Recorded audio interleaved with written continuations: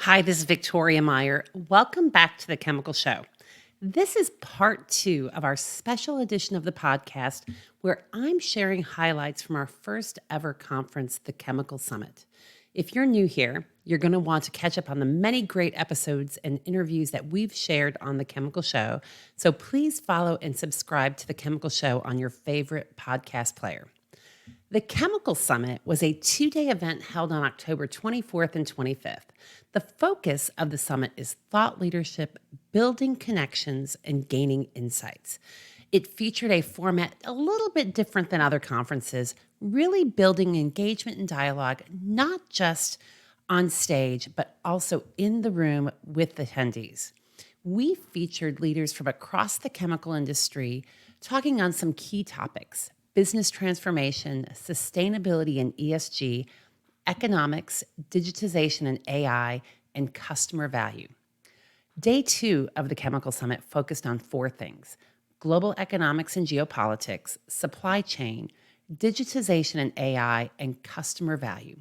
From these discussions, four themes emerged that I'm going to be highlighting today. The first is economics, and really the expectation to expect a mild recession in North America, a different version of recession and economics around the globe, and that opportunities still exist, and they totally exist if you focus on creating customer value. The second key theme that emerged was around this long-term labor shortage, which will be resolved through immigration and automation, as well as through digitization and AI. The third key theme is the critical importance of data: how we use it, how we create it, how we digitize and enable it. And finally, and maybe most importantly, the fourth theme is the importance of being attuned and aligned to your customer and your customer's customer. And this is really around customer value and true customer centricity. Let's start with the mild recession. We had lots of great analysis and insights from Jeremy Bess of ITR Economics. When we distill it down, and he distilled it down for us, that there's a recognition of a mild recession in 2024, not like the recession we might have experienced in 2007, 2008, and into 2009. And obviously, as all things economics and recession related might go, it hits different industries differently. And therefore, depending on the part of the chemical industry that you are in and the customers that you're serving, it's going to manifest differently. Ultimately, with an expectation that we should see a significant rebound in 2025. I'm going to share some highlights from what Jeremy Best said here.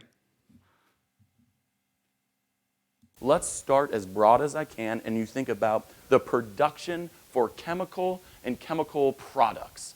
I mean, this is so broad, and by definition, it's basically saying that anything that you can transform chemically is in this. Okay, great. Basically, the government just lumps everything together. But there's interesting points that we want to make out. We expect a recession here. This is a broad level, right? We looked at the industrial side of the economy. The demand factors would suggest downside pressure. This is not the Great Recession. And I want to point out that the 12-month moving average, which you think about more of like your long-term sales figure, this isn't a complete drop-off of the gains that we've had over the last couple years with that big spike in from COVID. Now, a lot of you might be looking at that bottom line, the squiggly lines there, saying, well, geez, there's been this downward trend. Yes, this is U.S. chemical production. What have we been doing over the last couple years? Well, decades. We've been offshoring that, right? We've been doing that overseas, and that's starting to come back. So another reason to support why this particular market is well insulated. It doesn't mean you're not going to feel a recession, but it's somewhat insulated by a lot of that manufacturing coming back to the U.S. So let's drill in even more. Think about plastics. Well, interesting note here, it's already in a recession. Year-over-year growth rates are negative. The 3/12 rate of change is negative, and it's more negative than the 12/12 rate of change, signaling to us a bit more downside pressure. But as you can see, unlike the general economy, we expect a recovery starting in 2024. Unfortunately, though, we won't reach those higher highs that we were dealing with over the last couple years in the plastics field all the way through our forecast that we have basically towards the end of 2026. So again, context is key there. It is a mild-ish recession, but the rebound that we expect isn't quite there. And we can't talk about economics without talking about labor, because labor is such a critical factor when we look at the general economic conditions. And not surprisingly, and we've heard this elsewhere, we're seeing a labor shortage. And in fact, we're expecting to continue to see a labor shortage, which is ultimately only going to be addressed by two factors. Number one, immigration, and number two, automation. Here's Jeremy again. We are bringing jobs and manufacturing back to the US, which, by the way, is one of the reasons to support a mild recession. Downside, though, that means we're competing with labor that we do not have. We've had a tight labor market for the last few years. So I look at that and I say, well, great. That helps our general economy grow, or at least we're bringing back some jobs which will prevent us from a deep recession. But if anyone's had trouble hiring over the last couple of years, specifically the kind of more blue-collar jobs, guess what? That's going to continue to be a problem. And quite honestly, automation is going to be the only real thing that can help that. This talk about labor and automation also ties into some of the discussion that we had around the need for better and more data analysis and data scientists to support the chemical industry's use of data for digitization, better collaboration, etc. In point of fact, Greg Fascine of Milliken made a great point that given the labor shortage and the demand of data scientists that are going to high tech instead of industries like energy and chemicals, that chemical companies actually need to be spending time and effort upskilling existing resources to fill that gap. Here's Greg. My advice is starting with the talent, really. One of the challenges we have is the data skill set has predominantly been owned by the tech industry. The data scientists, the software engineers, the data engineers, they all work in tech today. So it's really hard to grab those people away and come in and work for your teams to make your company digitalized. Where I would like to see Milliken go is we already have chemical engineers and they're already ingrained in the culture and they're very intelligent people. And I think the solution is not necessarily going out and recruiting this skill set in the tech industry or maybe even from college, but taking your existing workforce and training them up, retooling their ability to build these things. I have my master's in computer science, and I got it at Georgia Tech while I was working, and the total price tag was $10,000. So you can become a machine learning engineer, data scientist, a software engineer with a master's for that amount. So the way I see us solving this is by taking our existing talent pool and then upskilling them, giving them the opportunity, right? We have this keep talking about labor getting shorter and shorter. You need to keep the people you have. And one great way to do that is teach them how to do this, pay for a $10,000 degree that gives them this skill set. They're already ingrained in the culture. They have the domain expertise. They're chemical engineers or chemists. They already know your business. And now they have this data skill. I think that's the option that a lot of people don't think about. Take the people you've got and teach them how to do it. Another key theme that came through in the conference is data. Data plays a critical role in our businesses, whether it be in supporting supply chain and collaboration, aligning data to support our customers, or supporting innovation. Pam Walker of UL Solutions discussed how data plays a critical role in business transformation and in differentiating businesses to their customers and their suppliers. Here's Pam.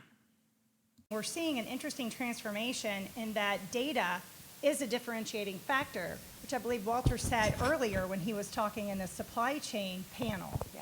And data is a differentiator for suppliers is really interesting because we're finding our OEMs and our CPG customers need a lot more data. It used to be tensile strength, check it off, that's great, let's use it. And now it's what's my carbon footprint, what's all these different facets that they now need. And so their challenge is, how do I get this data in a usable format? Because it is also dispersed everywhere. And then when we talk about distributors, they're right in the middle. And distributors, I used to work for a chemical distributor, they're becoming more and more supplier-like. Yet they have thousands of suppliers to get that data for in order to service their customers and find alternatives and find sustainable solutions for them. The key thing here is the connectivity across the value chain of digitization. And it's not these individual solutions for each persona. It's how the personas are connected, really. In speaking about connectivity, Walter Sanchez from CP Chem made a great point about how critical data transparency is to effective collaboration, and that only through collaboration can we really create efficient supply chains. And efficiency, in many ways, is the name of the game, right? Because that allows us to be more effective and more profitable, and as we talked about on day one of the summit, more sustainable. Here's what Walter had to say. Data is a very powerful thing that we all have, but we're very possessive and defensive with who we share it with. But I would propose to you that data can also allow us to make better decisions. The more of that data that we share with our partners, the better insights they have into how they schedule their labor, how they schedule, imagine a class one. I'll give you an example of our largest production facility makes almost 70 rail cars a day. There are days that the railroad has to make a decision because there's only one crew. If I give them a forecast every single day and it's accurate, and one of my competitors is not doing that, I have a better chance that the dispatcher that night at 2 o'clock in the morning will assign that crew to my plan versus my competitors. So there's a lot of good things that happen when you share the forecast. We closed out the Chemical Summit with a speaker and a panel on customer value. A few points that came out from those discussions. Number one, doing the basics right. And these are often the items that customers point to, such as product, pricing, and invoicing. Those are really baseline requirements. They're not enough. You need to find the elements that your customers see as differentiators to really make a difference. Kevin Huntsman from Mastio shared insights from customer value studies, and here's what Kevin had to say about that. You get a lot of disagreement within companies as to really what they think is important, but it doesn't matter what they think. It matters what the customer thinks and what the customer uses as their criteria to decide who they want to do business with, the stated customer needs, and think about this is what people tell us. This is what they tell us is important. If you only do what people tell you to go do or what's important to them, you'll probably end up chasing your tail because people will focus on the product, the price, and the other factors. When you think about those baseline requirements, we see lot-to-lot consistency. Resin quality, resin processability, the invoices are right. The accurate and on-time delivery, you're honest and trustworthy. Baseline requirements, basic blocking and tackling is really what they are. And what's interesting too, friends, is that doesn't vary. If I'm doing a study in polypropylene, or if I'm doing something for NAO, or if I'm doing something for BP on the natural gas liquid side, it's almost always the same. Those attributes right there are the baseline requirements. I always try to tell people it's not that they're not important, it's just that being at parity is good enough. I call them defection factors because if I continuously struggle with invoices and on-time delivery, my customers are going to defect. Now, maybe a little bit, it could be that death by 1,000 cuts type thing. You don't realize it until it's happened. But those are factors that when there is a significant gap in your performance versus competition, it will push customers away. And when we think about the conscious differentiators, these are the ones I like. I had a client the other day in a trucking business said these are our North Star attributes, is what he called them. He goes, these are the attributes we point towards every day that we work on because we know we do the stuff on the left well enough. The things on the right are what's going to help us grow our business. The final panel of the day talked about customer centricity and what that means to chemical companies, many of whom are still very early on this journey towards greater customer centricity. And two things came out as a big focus when we started talking about customer centricity. Number one, it is a cultural change. It is a cultural change that stems not just in our traditional customer-facing roles, but really across the company. And the second thing is really getting deeper and a greater understanding with your customer's customer, truly understanding what's important to the value chain, not just one level away, but several levels away. Here's Dario from LyondellBasell talking about what customer centricity means to him and his team. And how we try to drive my organization with the LyondellBasell is really about taking the voice of the customer, the lens, the customer view into our decision making. And I think there are two really important aspects. One is the long-term one. That is, if you think about it, a bit easier, right? Because it's about planning, it's about the strategic aspect. But the tricky one is the day-to-day. So the execution, making the right decision, but taking account, of course, the long-term partnership value of your customers, right? I think this is where, I think for our industry that has been really, we discussed in the last few days about run by operational excellence, continuous improvement, especially in the manufacturing and supply chain area, we're bringing this aspect about customer is where you start, is a big cultural change. This is what we see, at least in our organization, and I've seen also in our peers. That's really the challenge. And the other very important aspect that actually it didn't really come out so much in the last 2 days, even though we talk about customers and value chain. For me, the customer are not anymore only my direct customers. So I think this is the other very important change. The reality is that now, if you want to be really centric for the next 3-5 years and understand what they will need, I need to go downstream. I need to know much more. I need to know really what my consumer, so us, trends will go in the next 3-5 years. And that's a wrap. 2 great days of the first Chemical Summit, full of discussions, connections, and insights on business transformation, ESG, economics, supply chain, digitization, and customers. As one attendee said, this is everything that's going on in the chemical industry all in one conference. It was great. We are making plans for the next Chemical Summit in 2024 to be held on October 8th and 9th in the Woodlands, Texas. Follow us on LinkedIn to stay up to date on next year's summit and other events that'll be coming to you soon.